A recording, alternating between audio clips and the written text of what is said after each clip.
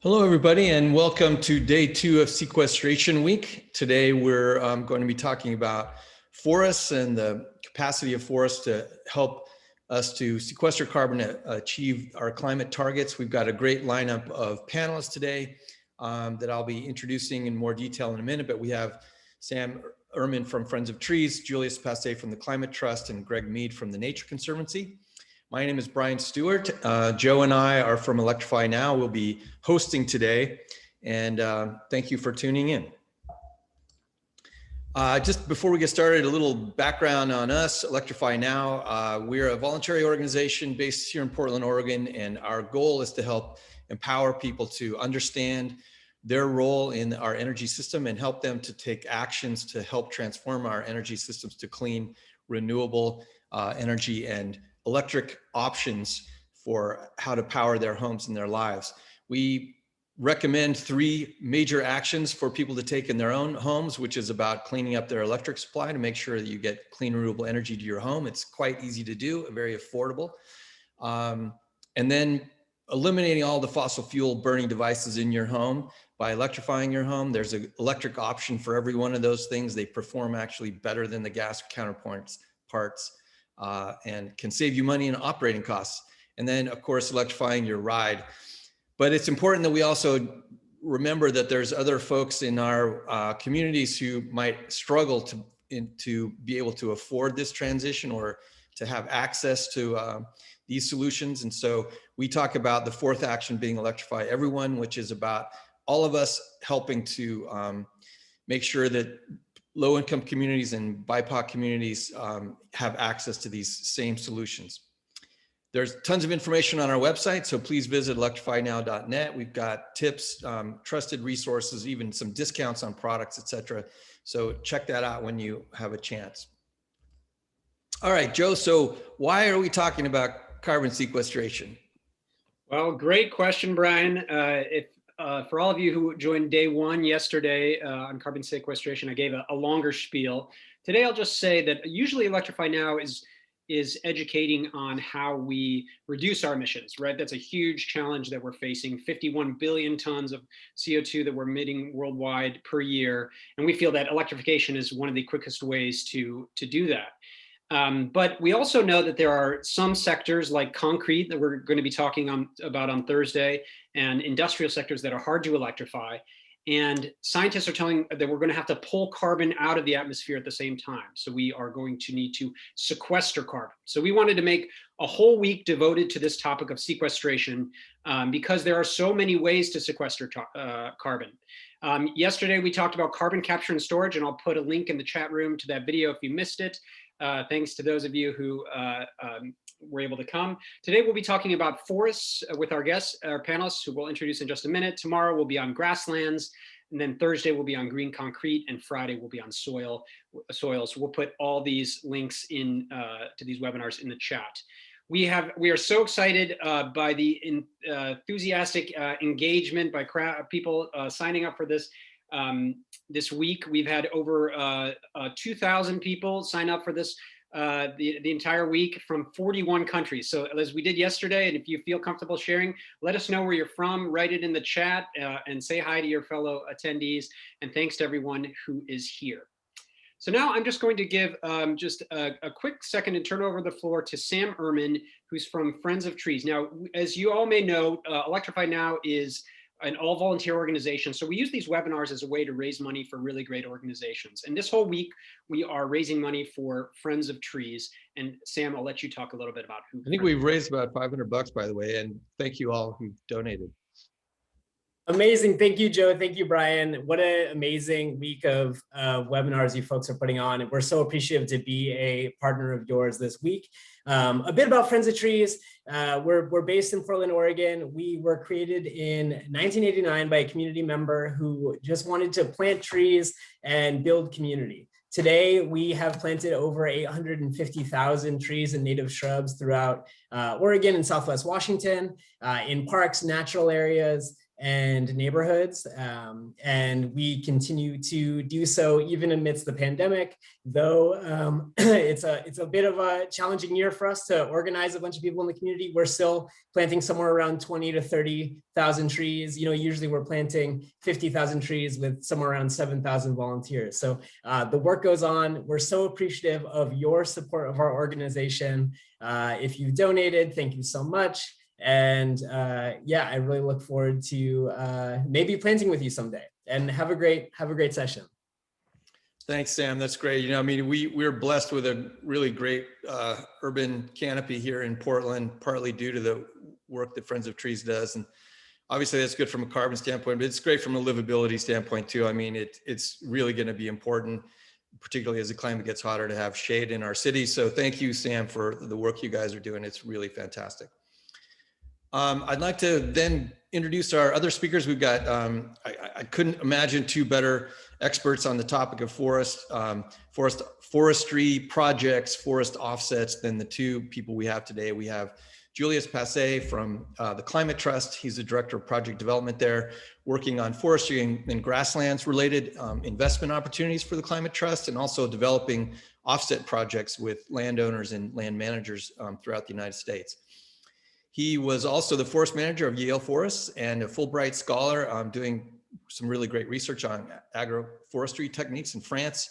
And his background is in forestry. He's a certified forester and has a master's degree in forestry from Yale School of Forestry and Environmental Studies. So Julius will be leading us off here. And then we have Greg Meade from the from the Nature Conservancy.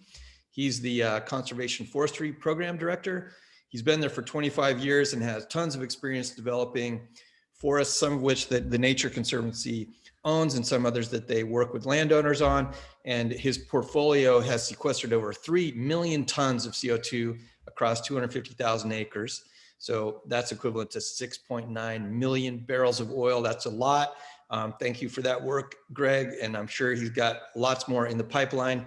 Greg has a MS in forestry from Virginia Polytechnic, and he's really a fantastic expert for us, both of these guys, to hit us off on this topic today. So I'm going to turn it over now to Julius, and I just remind everyone, we will be monitoring the chat. So if you have questions, go ahead and put them in the chat. We will also have some Q&A time at the end, and Joe and I will kind of resurface some of the interesting questions that you posed to us during the program, and have some good conversation at the end.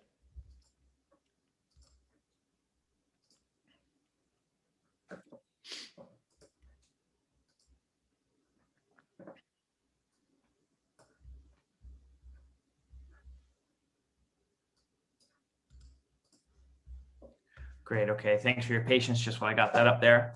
I'm Julius Pasay. I work at the Climate Trust as the Director of Project Development, and I'm very thankful to be here today and have the opportunity to speak with all of you. I'm going to give just a quick background on the Climate Trust. We're a nonprofit organization. We're based in Portland, Oregon, and we've been around for over 23 years working in the carbon market space. We were originally founded when Oregon passed legislation that said any new energy facilities needed to offset their emissions. And so we were kind of, set up in those early days to work on developing protocols and ways to account for carbon sequestration, account for the carbon and that's sequestered through those different projects, really before a lot of these markets were set up. And over that time, we've continued to be a policy and thought leader in the space, and kind of developed alongside the markets as they've developed, working with different methodologies to sequester carbon as they've developed. More recently, we've really been focused on scaling carbon sequestration and climate solutions, particularly around conservation, land conservation. In 2016, we launched Climate Trust Capital, which was really a model to demonstrate how private equity could get into the space, so we could kind of help scale this up. And we've continued some of that work working on grasslands, so funding conservation easements that protect soil carbon from ever being tilled by converting, if that grassland were to be converted to cropland. In addition to that work, we are a nonprofit project developer for landowners and land managers. I'm going to get into how managers and landowners can access carbon markets, but usually cost a fair amount of money, unfortunately, because it's highly technical. So we really saw the need for a nonprofit to work in the space to work with some of these landowners. So that's another big part of what we do. And as I mentioned, we really focus on forestry and grassland offsets and really try to work with like-minded organizations. So we'll jump right in. This chart came out of a paper published a few years ago, mainly by a lot of work done at the Meade Conservancy. And really what I want to highlight here is, the different types of land management or actions that can take place on the landscape that sequester carbon. As you might think, reforestation has a lot of potential. Also, avoided forest conversion. So keeping forest land as forest land. I forget the stat off the top of my head, but there's a lot of land, a lot of forest land that's converted to other uses in the United States and globally every year. So we've got, we're constantly kind of losing carbon to the atmosphere through that process. So kind of stopping that, getting trees back in the ground, and also managing existing forests differently so that they can sequester more carbon. Of course, there's other methods here that can sequester carbon, but my point here is that forests really offer us a way to pull greenhouse gases out of the atmosphere. So how do we do that? Right now, it's through carbon markets. Is kind of the best way that we have at the moment. Before I get into that, I just want to call your attention to that little measurement lingo box there. Throughout my presentation, and probably Greg's, we'll maybe say credit or offset or ton, and we really mean a metric ton of carbon dioxide in the atmosphere. There's a lot of lingo and abbreviations, so I don't want to confuse anybody with that, but I might slip up. So carbon markets, they're really a method to limit greenhouse gas emissions. If you think about how you can do that, you can make reductions operationally through electrification, or changing your manufacturing process, et cetera. But at the end of the day, there may still be some emissions you're putting into the atmosphere, and so we want to try to offset those. So those operational reductions, and then kind of that offsetting falls within purchasing permits where carbon markets are. There's really two types of permits. There's allowances. So if you think about the California cap and trade program, there's a cap on regulated entities in California that are emitters, and that cap goes down. And there are allowances to emit that pollution, and there are fewer of those every year, which is represented by that cap. And then they're also allowed to use offsets, which are essentially the sequestration we're talking about. So sequestering carbon through other means, such as changes in forest practices, reforestation, et cetera.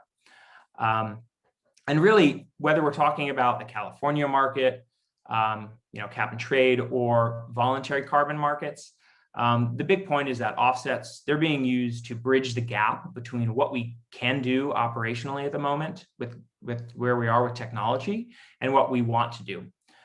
So I'm going to mention in a minute, but a lot of new companies have said they have these new carbon reduction goals or net zero goals, and they're going through and figuring out how they can reduce their emissions, and they can get it down to a certain level right now, but they also have offsets in their strategy to help them kind of bridge that gap and make the final hurdle to net zero.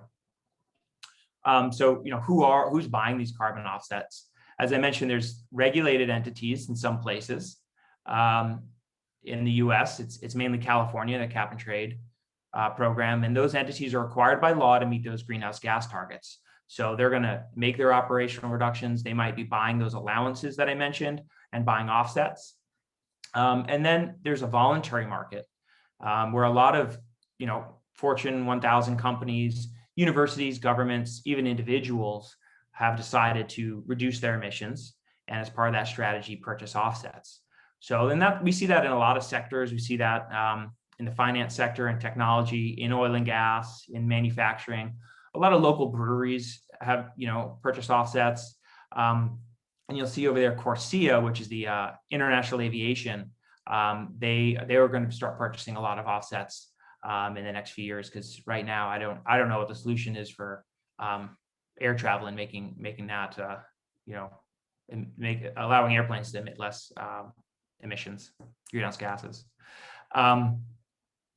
So where are these offsets traded? How does this happen? It happens on registries. If you imagine, you can't go take a carbon offset and put it in your pocket or put it in your garage. So there needs to be a lot of transparency and credibility. When you say you've sequestered a ton of carbon out of the atmosphere, or you're not emitting it into the atmosphere, we need to know that's true. And so there are a number of independent offset registries that provide that credibility and transparency. And they do that through ensuring that every ton of carbon is real, it's additional, right? It's not something that would have happened anyways, and it's permanent. They make sure there's no double counting. So, if I can't put that offset in my garage, who's to say that landowner, that project isn't selling the same offset to two different entities? So they provide that assurance. They develop these methodologies to account for the carbon, prove it's additional, and those methods go through scientific review and public comment processes. And then every project is independently audited by a third party. We call that verification. So some of the common registries, in the US or North America are listed there at the bottom, and they all kind of have those features. In terms of prices, that chart over there, that's global prices. I will say that, prices are a bit higher here in the US, whether you're on the voluntary or the compliance market. And we're mostly talking about wholesale prices. You can have higher prices for smaller retail sales. But I do want to call your attention to the fact that the forestry and land use sector, we do see higher prices there. And that's because there's a lot of other benefits to carbon projects that are done on forest land or other land. There's a lot of conservation benefits, water quality, wildlife habitat, et cetera. And a lot of these companies that are voluntarily deciding to offset emissions, they want to support other things too, in addition to the climate sequestration benefit. So they might pay a little bit of a higher price for that.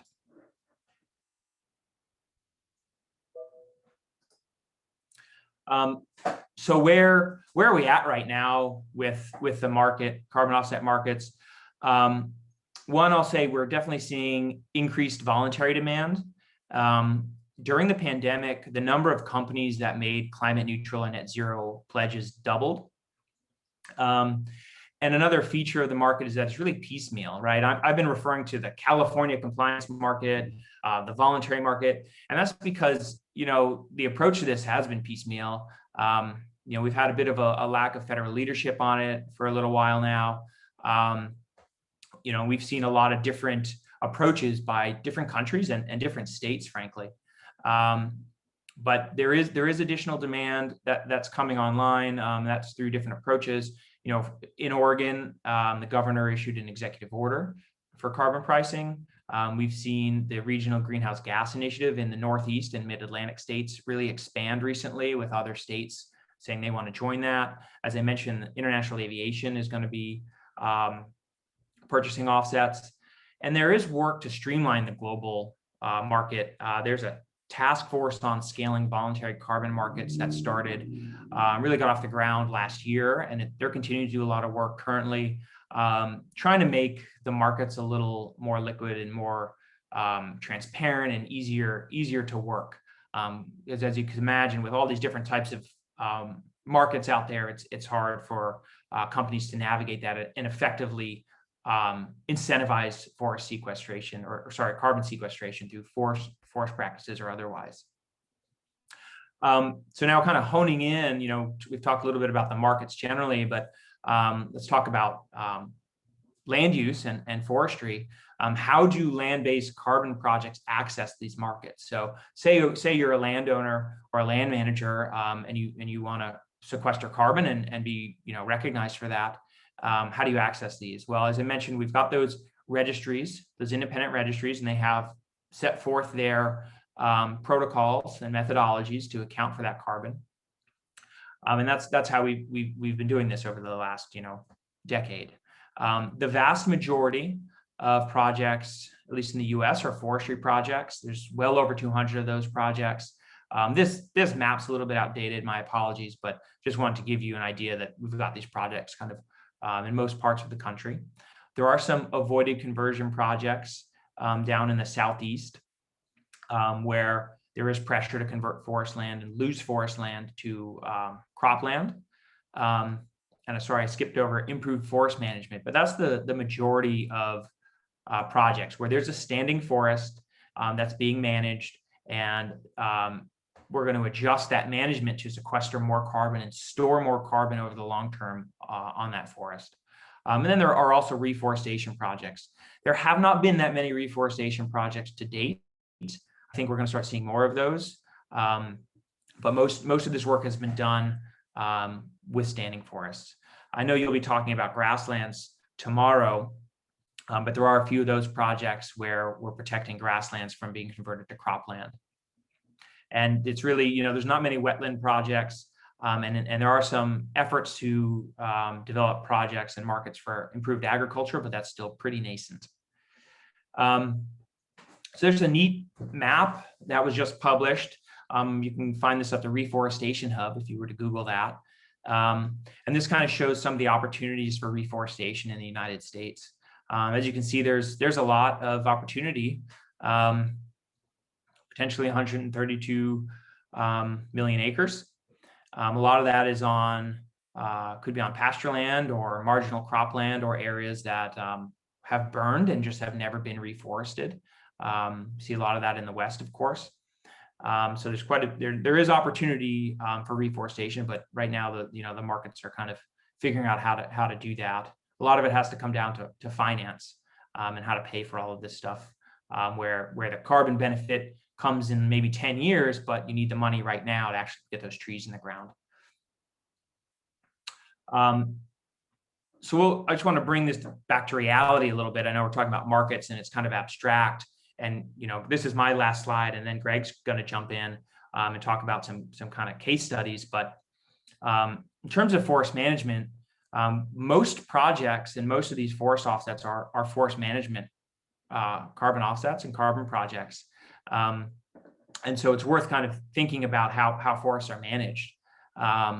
Most forests are managed for multiple values, depending on who the owner is and where the region is. That focus could be more heavily on one thing versus another. But if you think about it, society demands timber for buildings, for furniture, paper, and there is some storage in those products long term. And a lot of owners are, to some extent, managing for financial returns. Some owners, industrial owners, they might be really focused on those financial returns from timberland.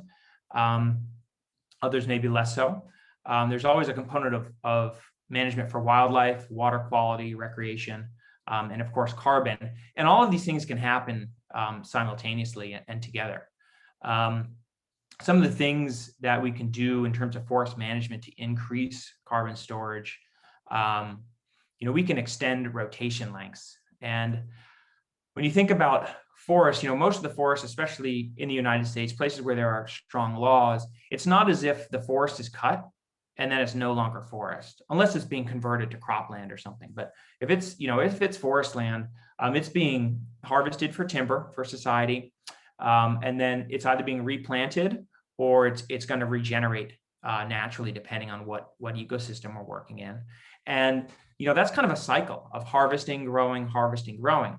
And if you can extend that cycle, so the average tree lives, decades longer than it might under a shorter cycle, that's called extending the length of a rotation, and that increases carbon storage over the long term. So that's one of the major ways we can start to manage forests differently to increase carbon storage while simultaneously providing things that society needs, right? We can't just say you can't, cut trees anymore in the US, because then it's going to be cut somewhere else in the world to supply that timber demand. Other things that we can do are increase riparian buffers, which also might have some water quality benefits. So that's areas where you might not be harvesting close to water. And we can retain more trees for wildlife during harvests, or we can create, areas of forest where we just don't do any harvesting at all. And there are, organizations that do that, such as land trusts, that might go and purchase an area and just say, this is going to be a preserve that isn't managed. So there's a lot we can do with our standing forests, in addition to, protecting our current forests from being converted to cropland, and also reforesting areas that are not in forest land currently. So with that, I'm going to turn this over to Greg, who will hopefully, bring this into even a little more reality here in terms of some case studies. Thanks for your attention. Hey everybody, thanks Julius. Great conversation there. There's as you guys are probably figuring out, there's a lot of definitions and details, and hopefully going over a case study or two will help bring this into focus. But want to thank everybody for tuning in today, and especially Joe and Brian for inviting me to speak today. And I'm going to get my screen shared here and get going. So, okay, I think we're good to go now. So I actually work for the Nature Conservancy in Virginia. We are generally organized in business units. Each state, in most cases, is a business unit. Countries typically are business units, and we do have some global programs that are sort of their own business unit. You're going to hear a little bit about one of those in a minute. So that's a bit about me. I've been tangled up in forest carbon projects for actually 12 years now, which is a really long time. I've been in it for since almost the beginning of real markets. There was some talk back in the 90s, but that didn't really go very far. So since late 2000s, I've been directly involved in managing a bunch of carbon projects. So that's a bit about me. So a little more about the Nature Conservancy. We're actually the largest environmental nonprofit in the world. We've been operating since 1951. You can see our mission there on the screen. We have over 1 million dues paying members, and we have over 3,000 staff scattered about all 50 states, and we do work in 72 different countries. Now, the bulk of our staff and the bulk of our efforts are focused in the US. However, we're expanding quite rapidly around the globe. And to date, we have actually protected or helped protect 125 million acres through various transactions and conservation efforts that we've done. And we work really across all aspects of environmental policy and practices to help us meet our mission. Everything from forest to aquatic to crops to policy. Really, forest carbon is just a small part of what we do. But we're looking to do more. So, born in just a bit more on our carbon work at TNC. We're currently involved in over 65 carbon projects across the world, and these are projects that are up and active and receiving verified offsets. We've got quite a few more in the pipeline. We've had over 6 million verified offsets issued to the Nature Conservancy or to our partners that we're working with. In North America alone, you can see we have 50 projects, which is again the bulk of our work. And we do operate in all facets of carbon. We do everything from strategies, science, robust carbon markets, and also policy. And you'll hear about one of those again in a minute. So we're going to dive into actually 4 of the projects I work on that are all in this Cumberland Forest project. And there'll be a little information sent after the webinar to you guys that you can look at that in more detail if you'd like, but I'll give you some high level takeaways. The Cumberland Forest project is one that we started, let's see, in 2019. Yeah, 2019. And we purchased 250,000 acres from two different timberland investment management organizations, or TIMOs. And we purchased this through impact investing, and you can see NatureVest along with the Nature Conservancy logo there. NatureVest is solely focused on using finance to accomplish conservation goals, and they're a business unit within the Nature Conservancy that has global responsibilities. But we purchased these two large properties that together make up 250,000 acres in Virginia, Tennessee, and Kentucky.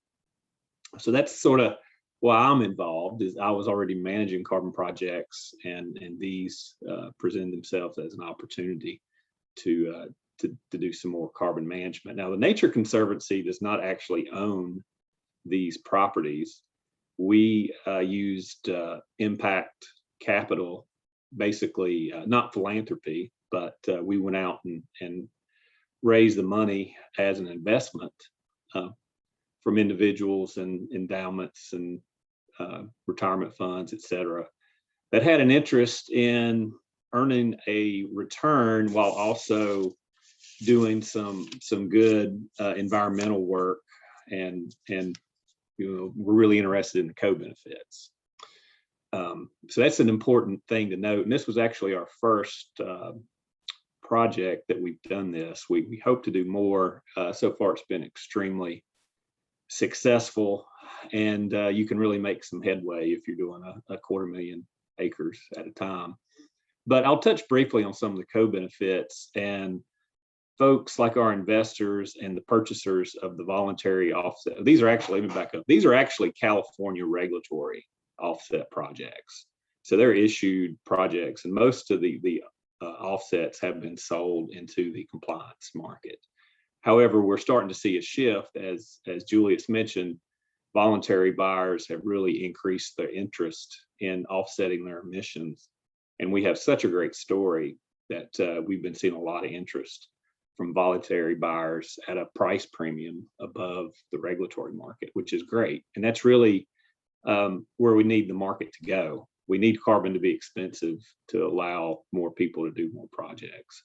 So, but quickly, some of the co-benefits, we manage this forest as a third-party certified FSC forest, and we're audited, all of our practices. We have somebody looking over our shoulder, making sure that we're doing what we say we're going to do. And they have about 125 pages of of rules we have to follow to maintain our FSC certification.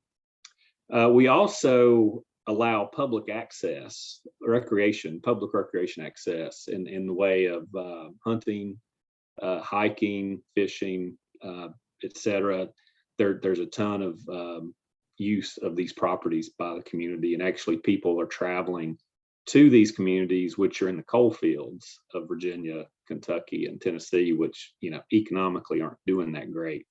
So allowing recreation users to come into these communities, they're bringing dollars with them. So that's great. We also have started a community fund. We receive royalties from gas wells that were existing on the property prior to our ownership, and some waste coal that's also removed.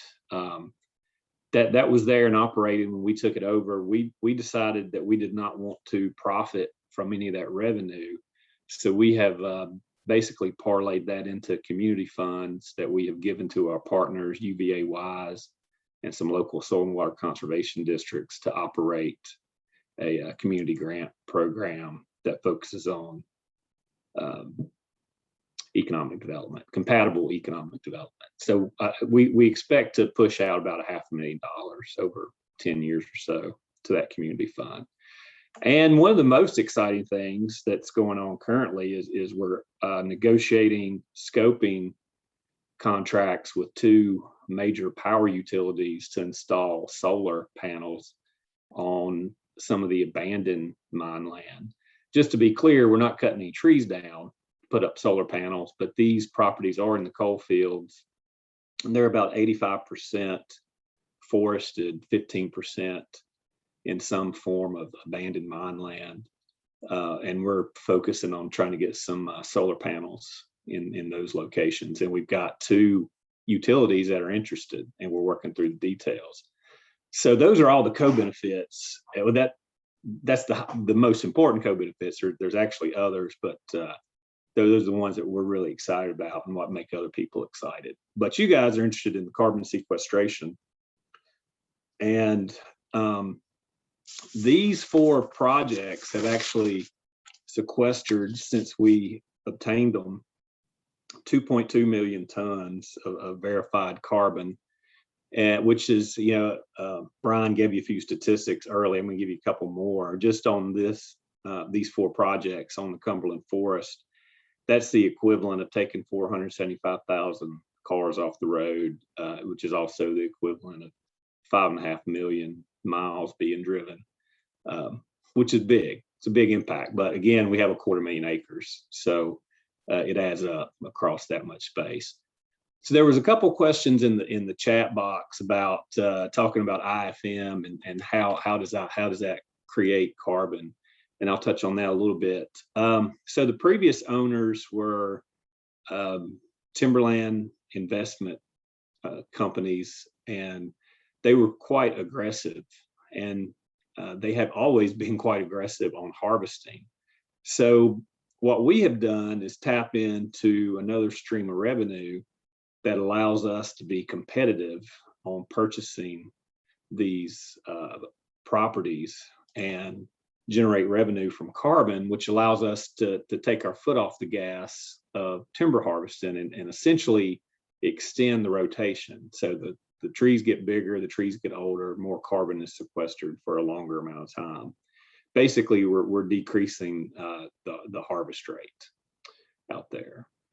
Interestingly enough, there's quite a few cash flow streams on this property, and when you buy a property, I mean, there were other potential buyers, and we had to pay we had to pay a competitive price. When we analyze cash flows, and this has certainly been the case, carbon offsets are by a large bit the most important cash flow revenue off the property. We also have cash flow from timber and recreation leases, are the other 2 big ones, but carbon sort of dwarfs those 2. So these are big projects that the average person could never be a part of unless they wanted to maybe try to buy offsets, because like I said, this is 250,000 acres. The smallest project is 10,000 acres. The largest project is about 95,000 acres.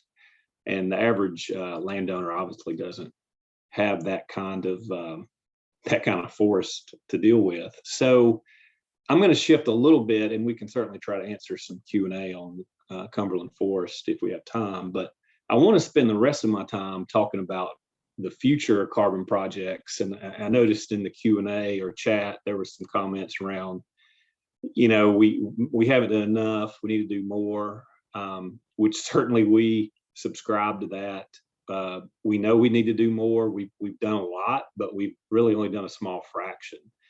And there's lots of folks in the carbon world that are trying to move this on to the next stage. And I think we're going to see some huge advancements in the next few years.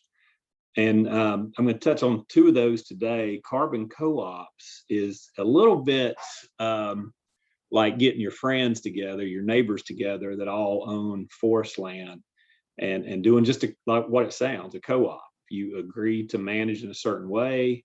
You can spread the cost around more acres, and you can pursue a carbon project using a traditional methodology, methodologies that are currently out there and generating offsets now, if you follow the rules. As Julius mentioned, it's really expensive. And the smallest project I've seen that was successful was, somewhere around 4,000 or 5,000 acres. So that's hard to come up with one landowner, but with 10 landowners, it becomes much more viable. And we're seeing a move to do more of those, and some of the rules enabling that a bit more. Nothing really rocket science about that. It's just you and your friends getting together and doing a project.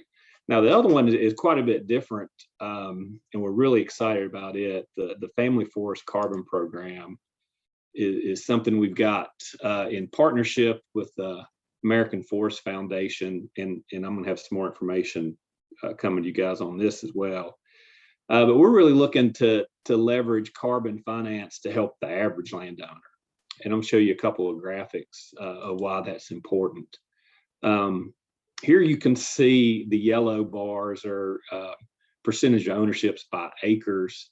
You can see that the biggest percentage of owners have less than 100 acres. And, there's a fair number in the 100 to 500, and it tails off quite a bit. Well, the gray bar represents the percentage of landowners by carbon that are registered in carbon projects. And you can see almost 98% of all carbon projects are on properties over 5,000 acres.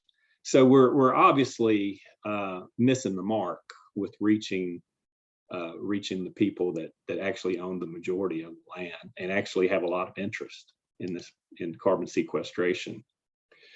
So again, this is just some more graphics. Family ownerships are 36%.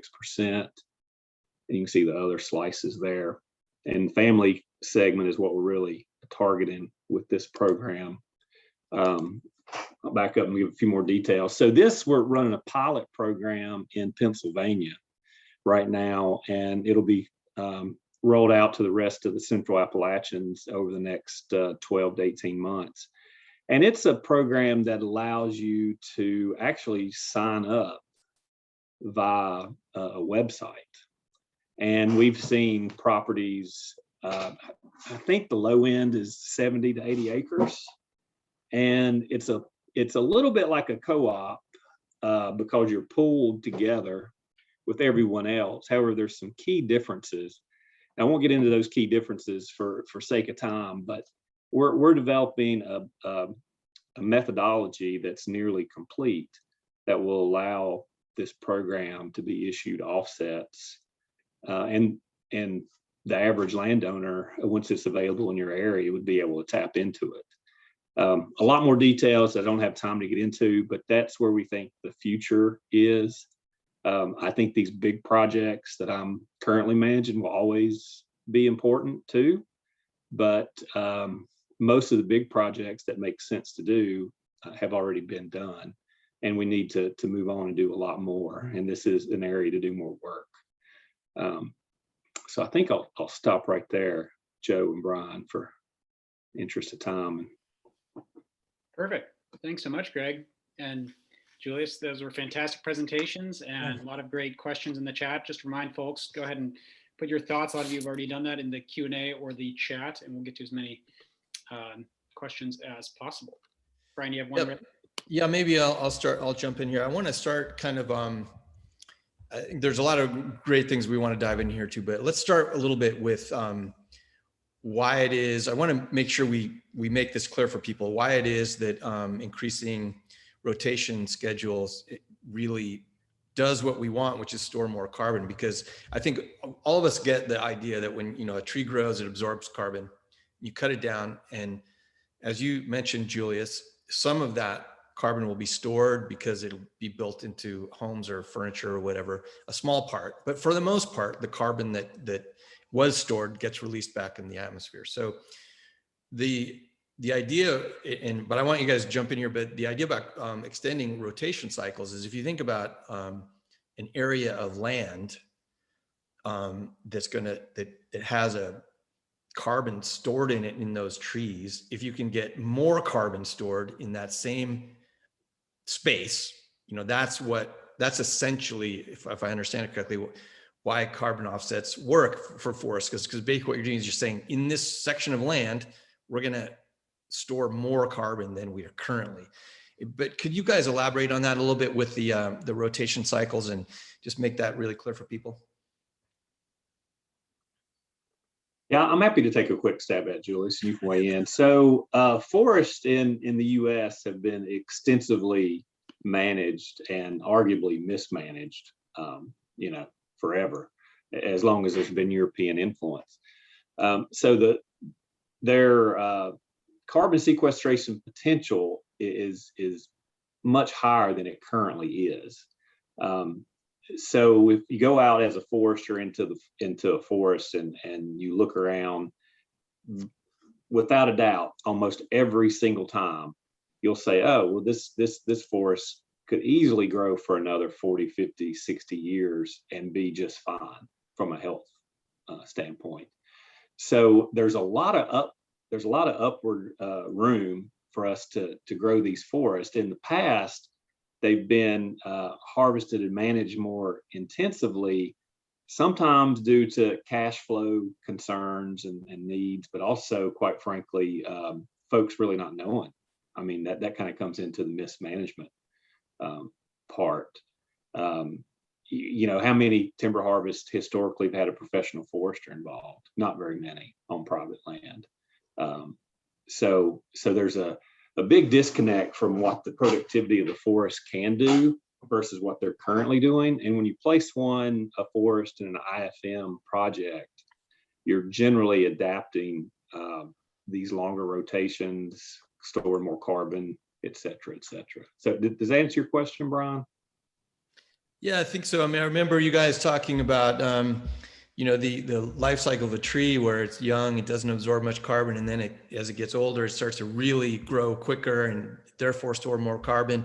And then as it gets older, it's going to slow down. And so part of what this, your rotation cycle is about, maximizing the opportunity of those trees to store as much carbon as possible before you cut them down. And if they're cut down too early, you've missed out on a lot of time where they would be sequestering more carbon. But I don't know, Julius, did you have anything you wanted to add to that? I think that's right. And I think, what's important is to think of it as, that big piece of land that you're talking about, where it's hard to picture it on, just maybe an acre or, thinking about just a couple of trees. But when you think about, 100,000 acres or 1,000,000 acres, if you can, there's always going to be a mix of really young stuff that was just cut to the old stuff that's ready to be cut. And if you can just move the average age and thus average volume of carbon per acre higher by waiting longer to cut, on average, it increases. I find it, you got to kind of think the big picture to kind of get that average, I think. Yeah, that's great. And I'll just say one more thing quickly, Brian, that I meant to say in the presentation, I didn't, and this is directly related. What we have seen with successful carbon markets, it has made the economic calculus appealing for folks who are interested primarily in cash flows to actually shift management from a shorter rotation to an older rotation. Now, don't get me wrong, they're mostly driven by cash flow. However, robust carbon markets have enabled this to happen. They're still getting the same or better cash flow by deferring the harvest further out in time. And really, that's really what we want. I mean, a well-functioning carbon market, that's exactly what you want. And this is where policy was really important. The California cap and trade system is probably responsible for about 75 to 85% of the forest carbon projects in the US, which is mind-boggling. I manage 7 projects in Appalachia that are all California carbon projects. And you see that all over the country. So question, Julius and Greg.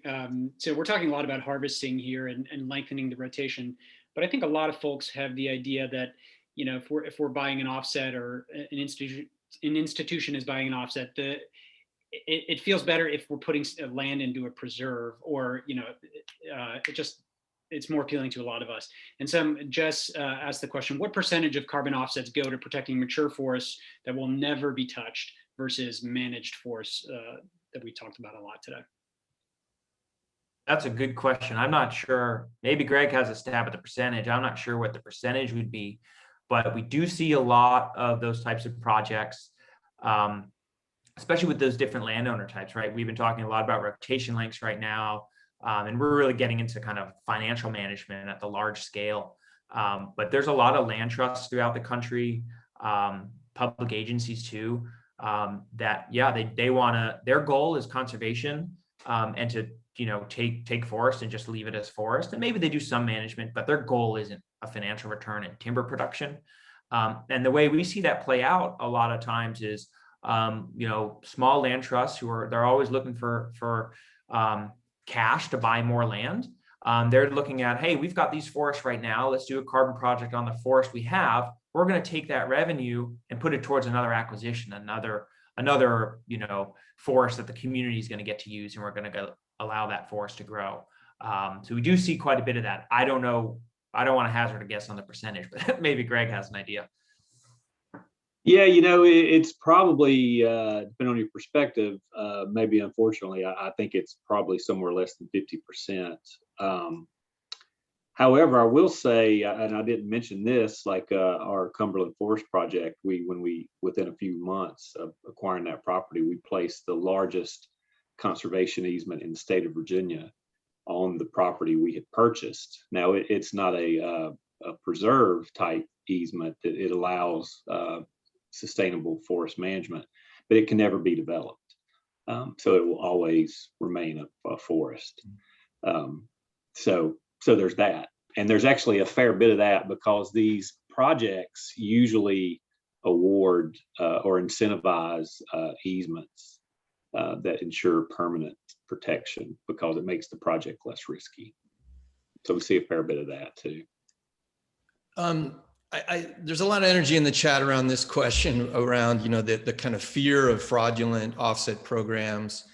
And also, maybe we heard it a little bit yesterday with the carbon sequestration conversation too, about this kind of anxiety that people have that, offsetting basically just gives polluters a way to kind of like not deal with the real issue, which is, reducing their operational emissions. Do either of you want to come, Julius? Maybe you touched on it a little bit in your presentation. You just comment on that a little bit. And I know that's a kind of an emotional topic for folks, but it's important. And I think there's enough dialogue out there about this that it's a legitimate question. Sure, yeah, and I think it's a good question to ask, and we need to make sure we're holding society accountable as we transition, ideally transition to a carbon-free society. I think really the idea about offsets is that we're so far from being carbon neutral and a carbon-free society that we need to do something to get there, and we can do that in the absence of that technology with forests and other natural climate solutions. I think in terms of the companies that have made these commitments, the vast majority of them, all the ones I've ever looked at, when they're buying offsets, if you go on their website, you look at their strategy, you can download their plans, and I encourage people to do this. You see what they're trying to do. And it's not like they're just saying, here's our emissions, we're going to go offset 100% of this. They're saying, these are what we're going to do in our different departments, to try to reduce these emissions. And then this is the kind of stuff we can't seem to get rid of, right? Because we're still dependent, unfortunately, on that coal-fired power plant or, these combustion engines. So we're going to have to offset that. Otherwise, we can't operate as a business. With the idea of eventually, we're going to hopefully have all EV vehicles and everything will be electrified with renewable energy, but we're just not there yet. But a lot of those companies, it's part of a more comprehensive plan that I think the media often gives them credit for. Not to say there's going to be a range of actors, right? And then in terms of markets in general, on that market slide, I tried to list those independent registries that we use here in North America. They're all independent, well-respected, gone through scientific review and public comment. I will say, especially in the last couple of years, seen a lot of new companies that are coming online and trying to get into the carbon markets, not necessarily trying to pursue scientific review or public comment for how they're accounting for carbon. But I'll say, a lot. So it does behoove us to be aware of that and keep those the buyers honest. But a lot of those companies who are buying offsets, they are aware of that, right? They want to make sure that they're buying the right type of offset. But it is good to keep that in mind and think about how we make sure there's good oversight. And I think we've had good oversight, and we just need to continue that. Might I add one thing Sure. quickly? I'll say that the Nature Conservancy, through our corporate engagement policies and standards, we will not engage on a voluntary transaction with a company unless they have a holistic carbon reduction plan. If they only want offsets to offset 100% of their emissions, and that's all they're ever going to do, then we won't engage with them. We want to see a holistic approach. The regulatory is a slightly different, because we feel like we're actually, if you participate in a regulatory market, that we're contributing. I mean, we would like to see a regulatory market nationwide. So we deal with the regulatory market slightly different. Me and Julius have had the opportunity to be poked and prodded by auditors like you would not believe to ensure that these offsets are real. That's mostly how I spend my days, is keeping the auditors happy. And since I have regulatory projects, they take them extremely serious. The state of California is not someone you want to cross. Standards are extremely high. You can guarantee, in my opinion at least, if you get issued an offset, it's real. Yeah, I mean, and you were mentioning, I mean, that these offset programs are expensive to manage, and part of the reason why they're expensive is because of that need for really detailed verification, which you're getting at. I had another question ready. We're getting a lot of chat and questions about small landowners, and Greg, you touched on this a little bit, but I think folks are wondering, somebody's got a 300-acre plantation pines. What are some suggestions, tangible suggestions that folks can do who are small forest owners? Yeah, in the short term, I would advise you to sit tight. I mean, the program that I spoke to a minute ago, American Family Forest Program, or Family Forest Carbon Program, we hope to roll it out to the whole U.S.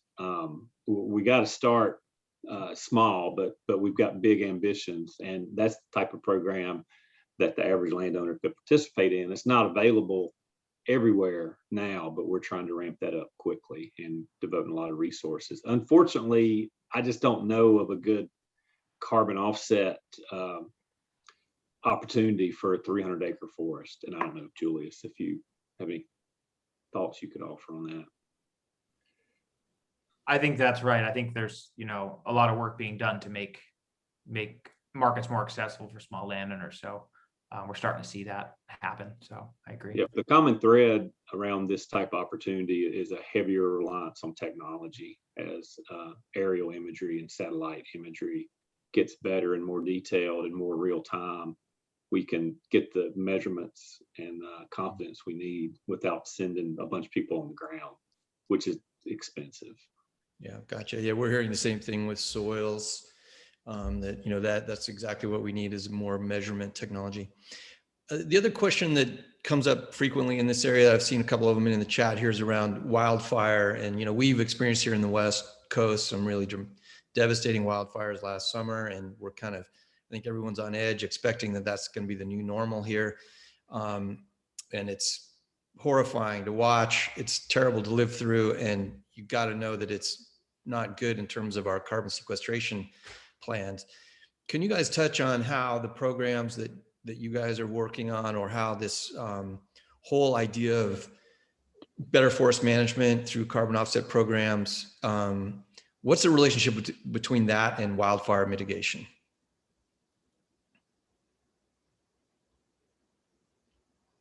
Go ahead, Julius. Great. Okay. Well, so we didn't have a chance to get into this, but there's a really complex and detailed, it's not that complex, but it's really important buffer pool, which serves as like insurance. So anytime a project like on the Cumberland Forest, if we generate 100 offsets, verified offsets, 20 approximately 20 of those offsets go into a buffer pool, which is basically pooled insurance. And we don't get those 20 credits. The registry keeps those. So in the event of an unintentional reversal, which would be a wildfire, the buffer pool, you go out and you have to figure out how big the reversal was by measuring the trees or the trees that are left. And you calculate what the reversal was, and the buffer pool makes the system whole. And the amount of offsets you contribute to the buffer pool are based on risk factors. And there's several risk factors, and wildfire risk is one of those. Luckily, where I operate, wildfires are really not an issue. We've got other issues, but wildfires aren't one of them. So that means that's great. So it sounds like basically what you're saying is the carbon offset programs have a way of accounting for the potential of wildfire to change the sequestration benefits that you're getting. That's great. Does the forest management practice that happens in a well-managed forest that's, taking advantage of carbon offsets to sort of like basically help the revenue stream so you can better manage the forest? Is there anything about that actually helps reduce the risk of wildfire in the first place? Yeah, that would be project by project and really kind of specific to each project. The most protocols, if you take mitigation steps to reduce your wildfire risk, you can actually contribute less offsets to the buffer. So for instance, if you take an active role in in thinning your forest, and you can actually contribute fewer offsets to the buffer pool. I think a little bit of that's done, mostly in the Western US. It's not terribly feasible in the Eastern US. But yeah, it's kind of project by project. Fantastic. Well, I think unless Greg and Julius, any last thoughts on folks? Any last takeaways that you want to leave folks with before we close our forest webinars?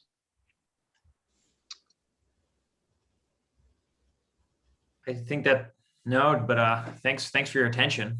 I hope we imparted some knowledge here, and feel free to reach out if you have any follow-up questions at the Climate Trust.